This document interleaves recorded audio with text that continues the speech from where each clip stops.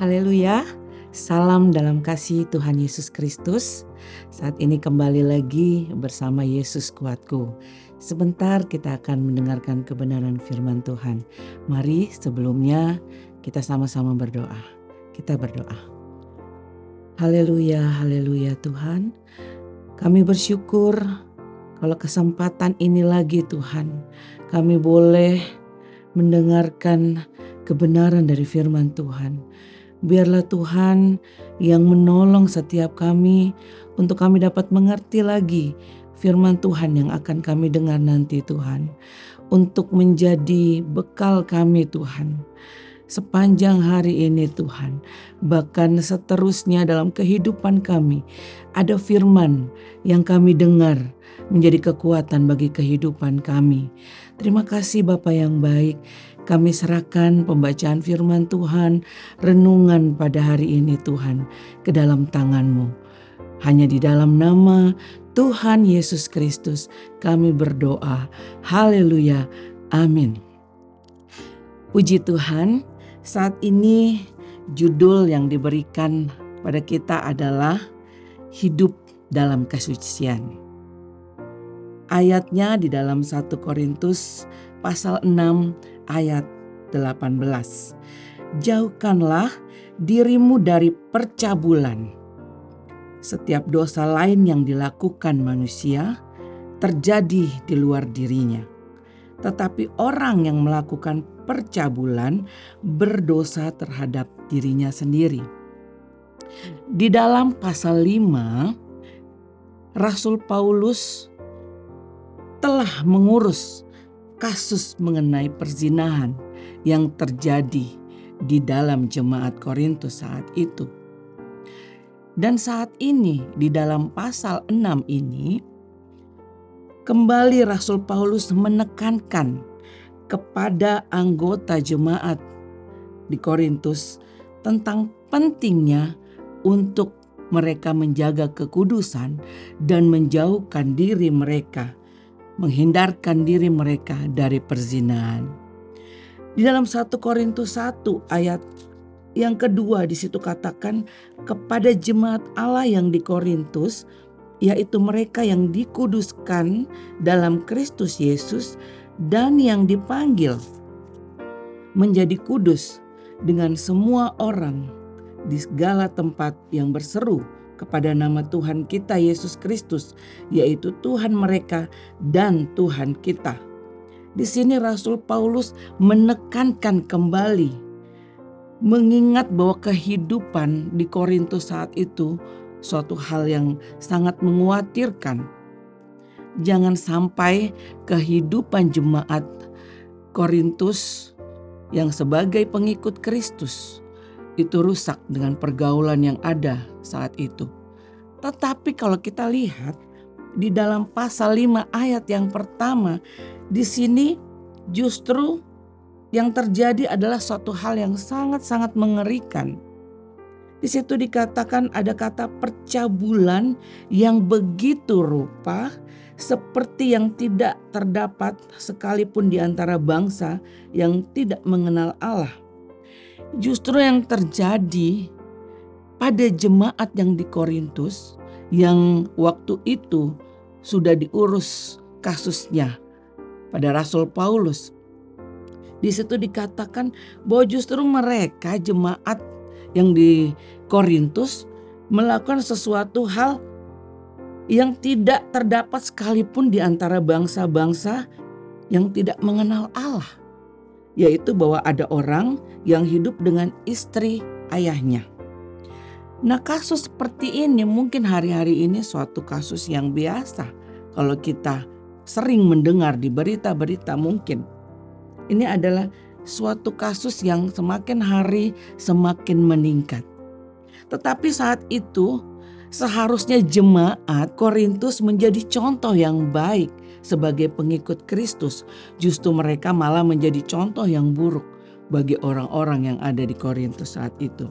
1 Korintus 6 ayat 16 katakan, atau tidak tahukah kamu bahwa siapa yang mengikatkan dirinya pada perempuan cabul menjadi satu tubuh dengan dia.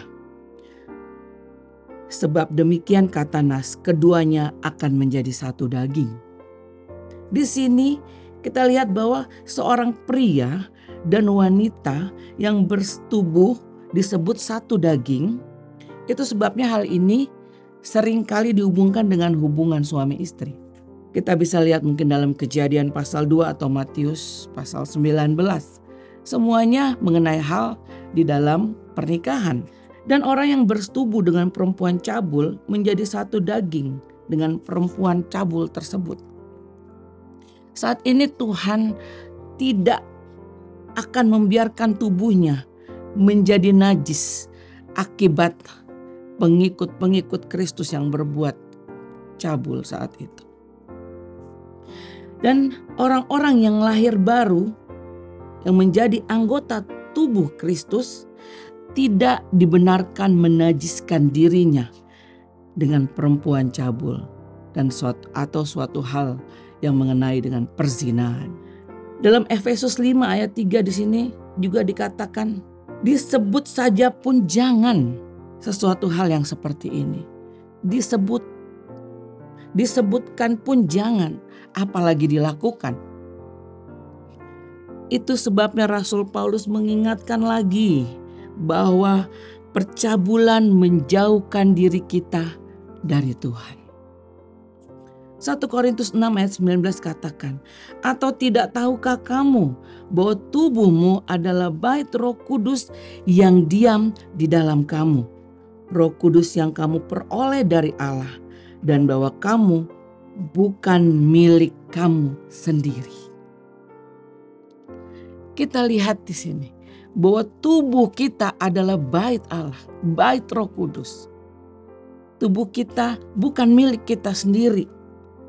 Kita di ayat yang ke-20 katakan, kita telah dibeli dengan harga yang telah lunas dibayar. Karena itu muliakanlah Allah dengan tubuh. Panggilan kudus dalam 1 Korintus 1 ayat 2 tadi bukan hanya untuk jemaat di Korintus. Di situ juga ada kalimat, tetapi di situ dikatakan dengan semua orang di segala tempat yang berseru kepada nama Tuhan kita Yesus Kristus, yaitu Tuhan mereka, Tuhan kita juga. Panggilan untuk hidup kudus ini berlaku untuk semua orang yang percaya kepada Yesus, yaitu saya dan saudara. Dan kita harus mempertahankan kehidupan yang kudus ini. Karena tubuh ini adalah bait Roh Kudus. Muliakanlah Allah dengan tubuh ini. Ayat 13 katakan tubuh bukan untuk percabulan, tapi tubuh kita ini untuk Tuhan. Lakukan segala sesuatu untuk menyenangkan Tuhan.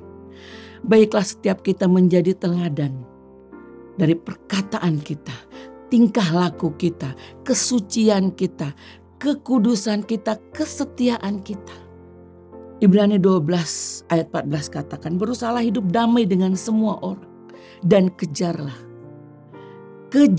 kekudusan, sebab tanpa kekudusan tidak seorang pun akan melihat Tuhan. Haleluya. Setiap kita pasti rindu untuk melihat Tuhan. Tapi kalau kita tidak hidup di dalam kekudusan itu, kita tidak akan pernah melihat Tuhan. Puji Tuhan. Biarlah firman Tuhan pada saat ini boleh menguatkan kita, menolong kita untuk kita menjauhkan dari hal-hal yang tidak membuat kita menjadi kudus. Menjadi hal-hal yang membuat diri kita tidak memuliakan Tuhan. Puji Tuhan. Tuhan Yesus memberkati. Mari sama-sama kita berdoa. Bapa di sorga, kami bersyukur untuk firman Tuhan yang kami dengar saat ini. Biarlah Tuhan bekerja dalam kehidupan kami. Biarlah Tuhan bekerja Tuhan. Dalam kehidupan kami sehari-hari ada begitu banyak mungkin tantangan yang kami hadapi dalam kami mempertahankan kekudusan yang Tuhan sudah berikan dalam kehidupan kami. Kami menyadari bahwa karya-Mu di kayu salib yang sudah menolong kami, yang sudah menyelamatkan kami, itu sebabnya kami mau memuliakan Engkau lewat tubuh kami ini. Kami mau menjauhkan hal-hal yang tidak menyenangkan hati Tuhan, yang tidak memuliakan Tuhan. Kiranya Tuhan yang menolong kami menjalani sepanjang hari kami ini, menjalani hari-hari kami ini yang begitu banyak tawaran-tawaran dari luar sana yang akan menjatuhkan kami. Tolong kami ya Tuhan, tolong kami ya Roh Kudus, kuatkan kami, setiap umat-Mu, bahkan setiap kami yang mendengarkan tayangan ini, melihat, menyaksikan tayangan ini. Terima kasih Bapa yang baik. Kami bersyukur untuk firman Tuhan. Engkau yang memberkati umat-Mu dimanapun mereka berada. Engkau jaga dan lindungi, Engkau yang menolong keluar masuk mereka, pekerjaan, mata pencarian apapun yang mereka lakukan. Engkau yang menolong, Engkau yang memberkati. Terima kasih Bapa. Kami serahkan renungan pagi hari ini ke dalam tangan-Mu, Tuhan yang bekerja dalam kehidupan setiap kami. Kami bersyukur dan kami alaskan doa ini dalam satu nama yang berkuasa, yaitu dalam nama Tuhan Yesus Kristus. Haleluya. Amin. Puji Tuhan. Bersama Yesus aku kuat.